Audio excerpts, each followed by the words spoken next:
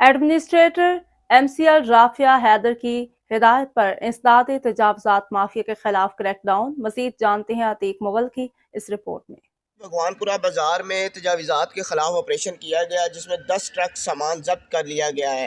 Administrator MCL Rafia Haider کی ہدایت پر تجاوزات operation میں 400 سے زائد پختہ شیڈ اور تھڑے مسمار کر دیے گئے۔ ایڈمنسٹریٹر رافیہ حیدر کا یہ بھی کہنا ہے کہ کسی قسم کی کوتاہی برداشت نہیں کی جائے گی۔ میٹروپولیٹن کارپوریشن افسران کو تمام زونل میں انسداد تجاوزات آپریشن میں تیزی لانے کی ہدایت جاری کی گئی۔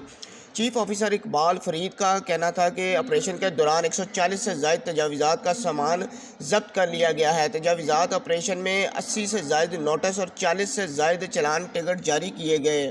چیف آفیسر اقبال فرید اور zonal officer regulation Shalimar zone Paras Zubair کی نگرانی میں انسداد تجاوزات آپریشن میں حصہ لیا گیا۔